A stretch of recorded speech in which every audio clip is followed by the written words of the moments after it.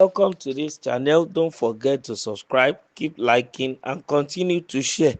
My political alliance with Asue Ighodalo led to my impeachment. Edo Council boss.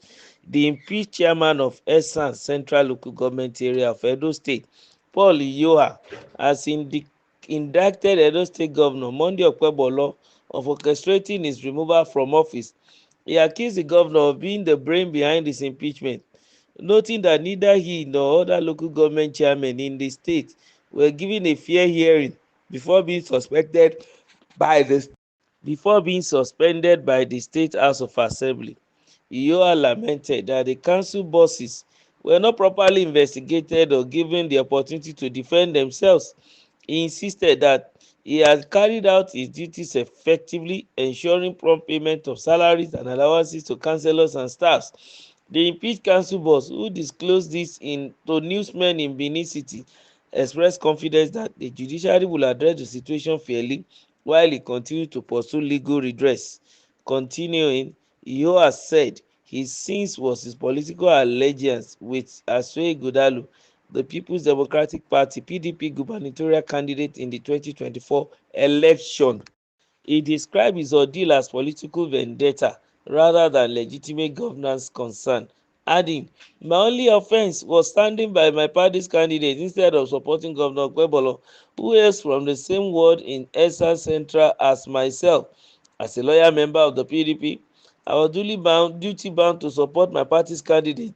It is not a crime to work for one's party. However, the governor has taken my political stance personally and is using his office to fight me." Iyoha further alleged that the governor openly vowed that he would not be reinstated as chairman, citing a video purportedly showing Iyoha campaigning against him during the election. The governor told people that I will never return to my position because I oppose him politically. This is unfair and undemocratic, he added.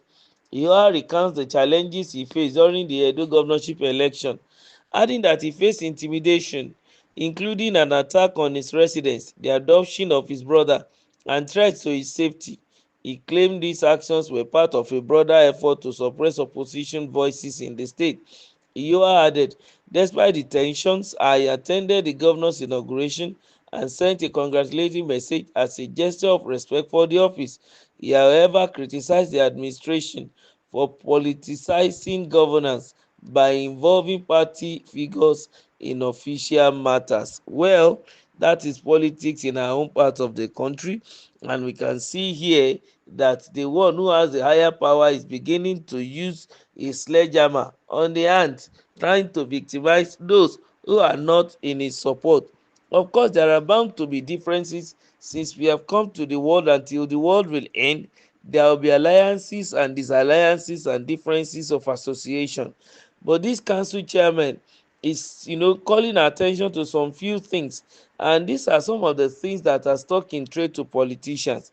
Immediately somebody is not from your camp, you begin the ministry of victimization.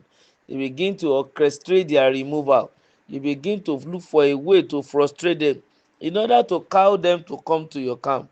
That is not democracy. Immediately it is with force, undue force.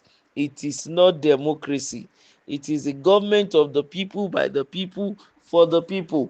If the people decided to go your way, fine. And if they decided to go the other way, fine.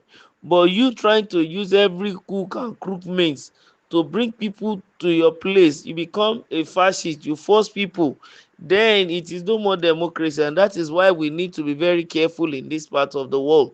Governor Okpebolo needs to be careful.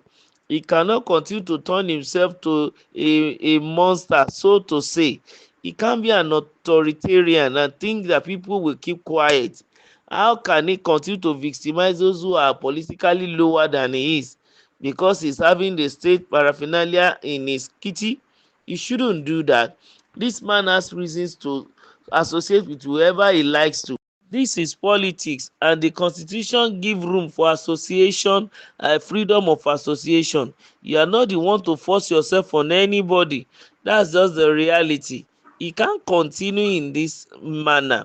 Now the man has been removed either by impeachment or by the removal of the state House of Assembly. One way or the other, he is already alleging him that he has vowed that this man will not be reinstated simply because he did not support him when he was vying for the office of the governor of the state. And that's the beauty of democracy. Why should everybody support you? They don't have to.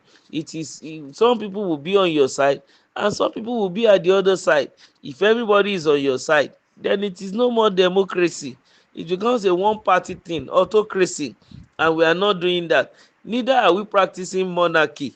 Yes, at the government level it is called democracy. So Governor Okpebholo, who happen to hail from the same ward with this man in Esan Central, is not supposed to treat anybody, whether it's from his own ward or not, like that. There is freedom of association and this man need to be spoken to.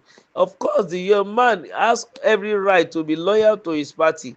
He is duty bound, like he said, and that is what is expected of him. If he's not going to be loyal to his party, then he better cross carpet and move to another party. But so long that he's saying he's with this party, he must be loyal to the party. And because he's loyal to his own party and to Okpebholo's opponent, then he became an enemy. No, it's not supposed to be. After everything is said and done, you have won the election. I think what is important is for you to face the business of administration and making sure you deliver to the people. But still mixing politics with administration is not supposed to be. It's going to be an odd thing because you are not going to concentrate. Yes, you are bound to have people who will oppose you politically. It's part of life. And then at the end of the day, you have won. So why should you go and begin to involve yourself in an undemocratic and unfair movement against this local government chairman? This intimidation needs to stop. This attack needs to stop. Look at some of the things this man has already suffered.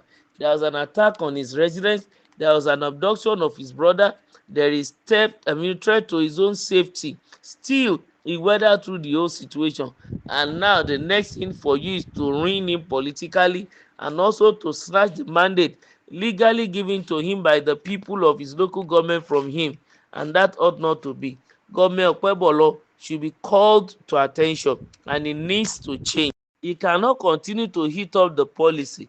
If the tension continues like this, it's going to affect his administration in general, and I don't think he want to rule in a state where there is no peace. So he himself should extend olive branch to everyone and bring them under one umbrella in the name of administration and let them deliver good dividends of democracy to the people of Edo State.